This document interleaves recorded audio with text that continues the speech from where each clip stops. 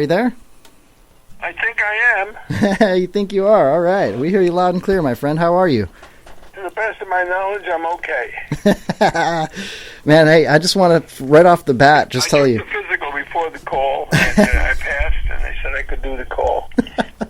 Well, I appreciate that. You must have some good doctors because, I wish that... They're right here in case anything happens. I have emergency treatment immediately. Resuscitation always helps. Yeah. Well, listen, you are live in studio. We've got our executive producer, Jay Bird, sitting in front of me. Of course, I'm Kevin Hawley, the host, and we've got Pops here. Pops is an 82-year-old war veteran. That is our one of our co-hosts. And we also have Danny B sitting in, who's also a war veteran. He's a lot younger. He's in his 20s. But welcome to the show, Larry. We're really excited to talk to you. I'm a peace veteran. A peace veteran. Very nice. All right. Yeah, I was in the Army twice, but there was no war going on at the time. Oh, okay, cool. So that's the best time to be in the Army. Yeah, you got that right. Right. I was very heroic, and I actually saved the life of the chef in the KP duty that one day. I was in there washing dishes, and I noticed the big metal trays up on the shelf were sliding forward, and the chef was right underneath him. He was the mess sergeant, so I rushed across and pushed him out of the way and saved him. And after that, I ate like a king. Never did a bit of work again in the KP. I just sat there and was fed. I must have put on 12 pounds. They lavished the food on me, and I never had to get up and do a damn thing. It was wonderful. So I didn't get a medal for it, but it was a marvelously heroic moment in my life. It's probably the highlight of my entire military experience. That's awesome. Well, thank you for your service. I would do it. It happened in Fort Dix, New Jersey. Nice. That is amazing. Well, listen, we were just speaking about you earlier this afternoon, and I was going through your filmography, and you have directed some very, very cool movies that I remember growing up. Anybody that lived through the 80s like I did has probably enjoyed a lot of your movies. Some of my favorites would be It's Alive. My fiance loved that movie. She's in her 40s like I am. I'd watch out for her if I were you, if she liked that picture. But you may not be able to trust this woman. Why do you say that? I mean, come on, that was a good movie. Come on, that's actually the biggest audience for that movie were teenage females. Yeah, that's what I'm saying. For some reason they were into this whole idea of a monster baby. Yeah. She actually said that. She's like, I remember the little baby's claw. Something like that. Anyway. That was the signature on the ad campaign. Right. A crib. And you think it was a commercial TV spot for a baby product. and they play a little nursery rhyme, and the camera moves around the crib. And as you get closer, this claw comes out from under the covers. And then you see it's some kind of a monstrosity in there. And that was the whole ad campaign. And it sold millions of dollars worth of tickets. That's pretty awesome.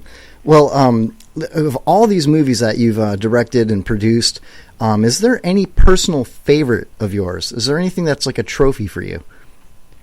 Oh, anyone that you say you like is my favorite. There you go. That's a good answer.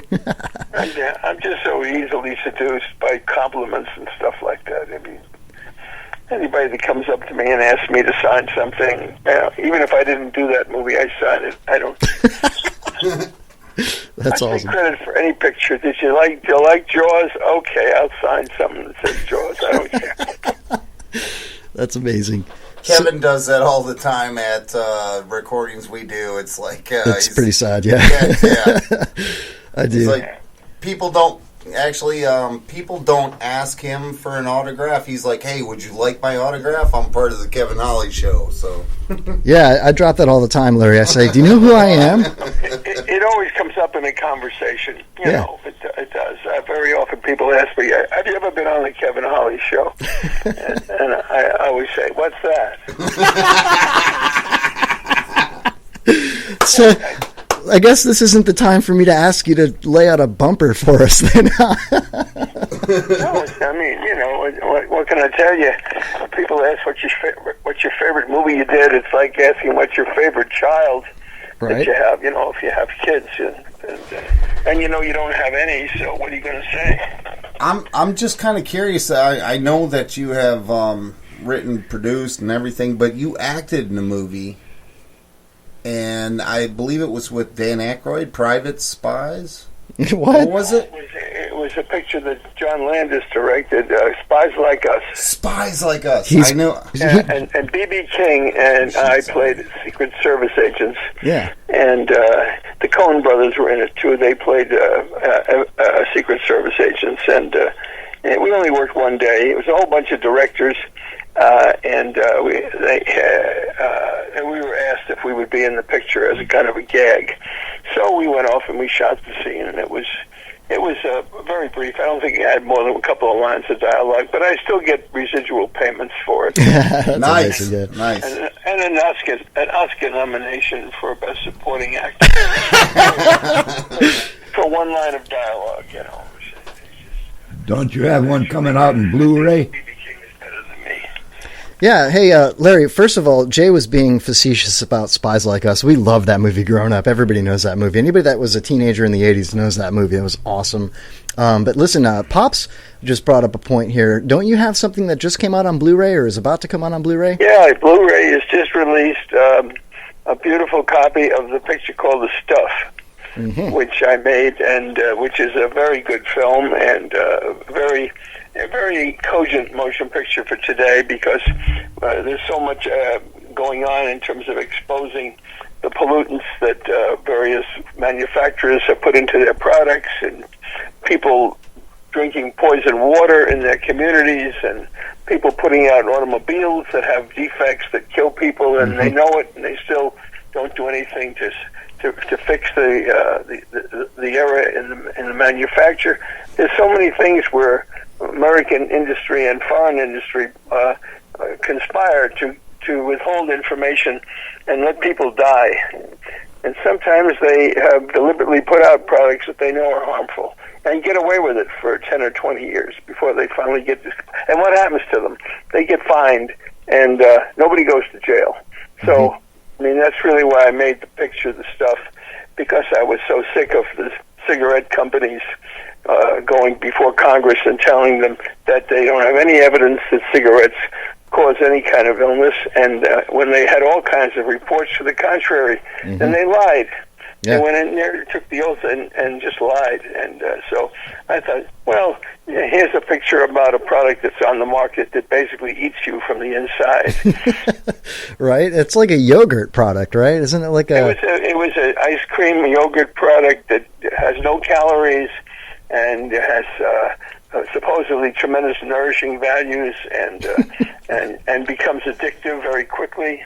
And pretty soon you don't want to eat anything else. And we made up TV spots and commercials and all kinds of materials to back up the existence of this product.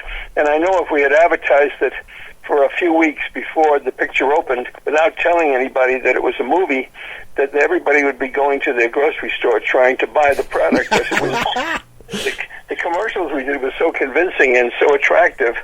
And what we should have done is advertised it for a few weeks and then put out a final TV spot that revealed that really was a movie. Right. And but of course that's something revolutionary, something different, and it's very hard to get any movie company or anybody to do anything different. Everybody just wants to do the same thing they did before and then go home at 5 o'clock. Yeah. And so when no matter how good a movie you make, you don't really control how it's advertised when the picture finally comes out. But the picture has had a history of entertaining people for, I guess, over 20 years and built up an audience. So now with this new DVD that's come out, quality Blu-ray, everybody's talking about the film and how good it is and how beautiful it looks and how what it says is important. But it's all done in the entertaining way of suspense and humor and wonderful acting, good special effects. So it's really a worthwhile picture to see the stuff. Agreed. And, speaking of famous actors and actresses in that movie, if I'm not mistaken, one Laureen Landon was in that movie, right? She's been in a lot of my movies. I noticed. She's had larger parts in The Jury and in Island of the Alive and Wicked Stepmother and other pictures. And then Lauren and I sat down and came up with a comic book character, and we created a new comic book that is now available on the internet. If you want to buy it, you have to send $50 for the initial copy, autographed, and you get a brand new comic book character in the origin story, and it's beautiful, slick paper, and a collector's item, really. So it's called Praying Mantis. That's the name of the character. Beautifully illustrated, very, very good opening episode. And this comic book is available, but you have to send $50 in. And I just couldn't remember where to send it. I think you send it to Laureen Landon. Where do you send it? I'm not sure. You could probably find Laureen Landon on Facebook or on Twitter. I know that for sure. Hold on a second, and I'll ask her. Hold on. Okay. Is she there right now? Hey, you here? Laureen! Oh, that's amazing, dude. Is she there? Holy crap. Dude, I hope Laureen Landon is actually there. That'd be so cool. All right, so again, we're talking to Larry Cohen, famous movie and film producer, screenwriter, currently living in L.A. I believe he's about 70 years old now. I hope you put a commercial on while I did that. I was just telling everybody who we're talking to. Welcome back, Larry. Right. Would you talk to each other? No, I just talked to the audience. I hope you didn't have Dead Space all that time. No, that Dead Space sounds like a good title for a horror movie, though. Dead Space sounds like a very good title for my next picture. Yeah, it could be about our show. It's about a radio talk show where people are murdered while they're being interviewed. Oh my god, dude. Isn't that a great idea? Yeah, I guess. I'm in. Sure, why The not? talk show host is starting to think maybe something's the matter with him because all his interviewees are getting murdered while they're on the air. Dude, please don't get murdered while you're on the air with us. That reminds me of that. That sounds like if you want this comic book, Praying Mantis, you have to contact Laureen Landon, LaureneLandon.biz, LaurenLandon.biz. There you go. And it's going to cost $50, and we include postage in that, and we send it to you. So We're gonna have to get a copy of that. I think it'll be a collector's item. I know when Oh, I yeah. go to these autograph shows, we've been selling these stuff cups, which were the original cups from the movie The Stuff, in which the deadly device was supposedly distributed. It looks like a beautiful cup that you might see on the shelf in a grocery store or a supermarket. And these cups, we sell these at these autograph shows also for $50. So, I mean, and people buy them. They line up around the block to buy these damn things. I'm lucky I ended up with a few thousand of these cups when the picture was over, and I didn't throw them away. Nice. I stored them away, figuring maybe someday people would go crazy over this movie. You know, it's amazing that you say that because you've had so much success with so many different films that I couldn't even begin to list them all right now on the show. Oh, go ahead. Oh man, I'll take it. A couple in that I forgot. I'll take a shot at it. Do you want to go back to 1966 with the Blue Light TV series? Oh, well, I'm glad somebody remembers that one. Or branded You know, TV. My pops is 82 years old. He's taught me everything I know.